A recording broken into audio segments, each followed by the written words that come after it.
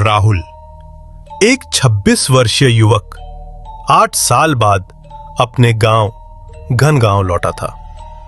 शहर की दौड़ से थककर उसने फैसला लिया कि कुछ दिन गांव में सुकून के साथ बिताएगा। गांव पहुंचते ही उसे सब कुछ बदला बदला सा लगा। लोगों की आंखों में डर था, जैसे कुछ कहना चाह रहे हों पर जबान बंद थी। दादी ने बताया, बेटा, रात होते ही बाहर मत निकलना, खासकर बारिश की रातों में कुछ बुरा होता है। राहुल हंस पड़ा। दादी, अब भी तुम भूत प्रेत की कहानियों में यकीन करती हो? पर घड़ी में रात के 9 बजे जब तेज बारिश शुरू हुई और हवाएं दरवाजे को थपथपाने लगीं, सब कुछ बदल गया। बारिश रुकने का नाम नहीं ले रही थी। उस रात फिर से बारिश शुरू हो गई। हवाएं पहले से ज्यादा तेज थीं। राहुल अब जान चुका था कि उसे अपने पिता के गुनाहों की सजा भुगतनी है। 12 बजे रात राहुल को फिर वही औरत दिखती है, पर इस बार वो हवेली की छत पर खड़ी थी। उसकी आंखें लाल थीं और चेहरा बुरी तरह जला हुआ। वो बोली, अब तुझे ही मरना होगा, उसी जगह जहां मुझे मारा गया था। राहुल भागा हवेली की ओर। वहां की दीवारों पर खून से लिखा था, मैं लौटूंगी बारिश की हर रात जब तक मेरा इंसाफ नहीं होगा। राहुल हवेली में गिर जाता है।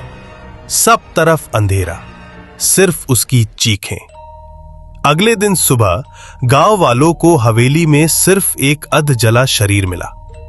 पंडित रघुनाथ बोले, हर बार जब कोई उस राज को खोलने की कोशिश करता है, बारिश उसे ले जाती है। और तभी एक बच्चा दौड़ता हुआ आता है।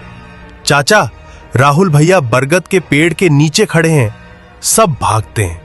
वहां कोई नहीं होता, सिर्फ भीगी मिट्टी पर गीले कदमों के निशान जो पानी में घुलते जाते हैं। अचानक बिजली कड़कती है और राहुल खिड़की से देखता है, बरगद के पेड़ के नीचे एक औरत सफेद साड़ी में खड़ी थी।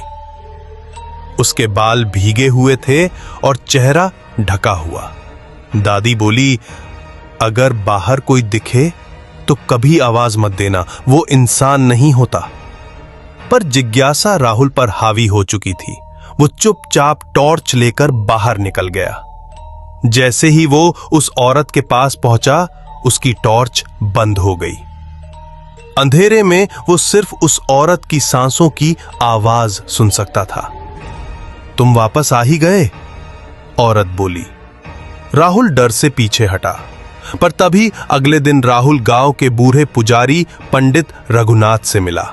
उन्होंने बताया, वो औरत रंभा एक ब्राह्मण लड़की थी। बरसों पहले वो एक आदमी से प्रेम कर बैठी थी, जो सिर्फ उसका इस्तेमाल करना चाहता था। बारिश की एक रात उसने उसे हवेली बुलाया और मार दिया। उसकी आत्मा आज भी उस बरसात वाली रात लौटती है बदला लेने।